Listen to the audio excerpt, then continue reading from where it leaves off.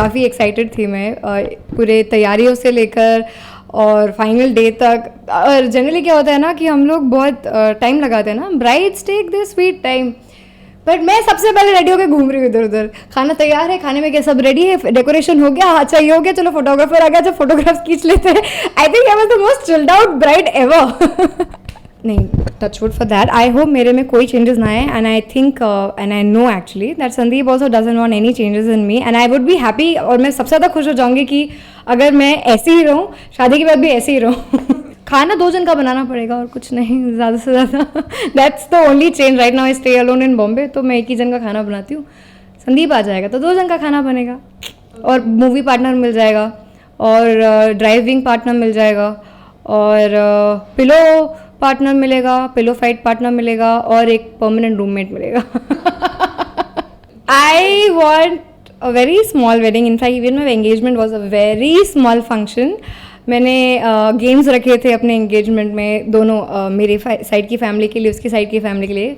और तो मैं अपनी वेडिंग भी चाहूँगी कि सब हंसते खेलते जाए, but wedding would be mostly in Haryanvi style, I mean जाटों के स्टाइल में। और मैं हमेशा से चाहती थी कि ऐसी ढोल वोल के साथ शादी हो बहुत। इनफैक्ट मैंने अपनी एंगेजमेंट की भी मतलब जो शॉपिंग की थी उसका मैंने बहुत ध्यान रखा था कि मैं क्या पहनूंगी, संदीप क्या पहनेगा, मेरी मम्मी क्या पहनेगी, मेरे पापा क्या पहनेंगे, मेरे दोनों भाई क्या पहनेंगे, उसके बाद मेरी मम्मी ज्वेलरी क्या पहनेगी, मैं कौन सी ज्वेलरी पहनूंगी, मम्मी कितने हील्स पहनेगी, मैं कितने हील्स पहनूंगी, यहाँ तक कि डेकोरेशन का कलर क्या होगा, डेकोरेशन में फूल कौन से लगेंगे, ये सब कुछ टेबल क्लॉथ से लेकर मैंने सब कुछ डिसाइड किया है। वैसे एक्टिंग मैं करती हूँ, पर डायलॉग्स वो मारता है, वो सबसे बेस्ट क्वालिटी है that actually made me fall in love with him. मतलब क्या डायलॉग मारता है, मैं सोच भी नहीं सकती कहाँ से लिख कर लेकर आता है, मुझे समझ में नहीं आता है। He is too good at it. Secondly he is very sweet, and thirdly he is very honest. He is honest, मतलब I have never found any person इतनी ऑनेस्टी के साथ बोलते हुए मैंने किसी को नहीं देखा जितना संदीप है। So these are the 3 best qualities that I found in him that made me fall in love with him.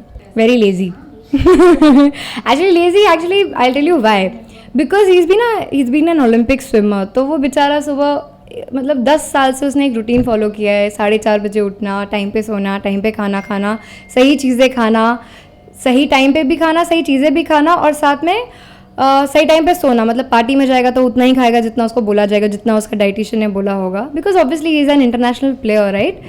तो इतना थक जाता है कि उसके बाद वो बाई डिफ़ॉल्ट घर आता है तो वो लेजी हो जाता है। As of now we haven't decided, because I wanted कि शादी के लिए मैं बहुत टाइम निकालूं, क्योंकि अब आपने देखा ही ना मैं इतना प्लानिंग करती हूँ, तो फिर मुझे अच्छा खासा टाइम चाहिए उसके लिए।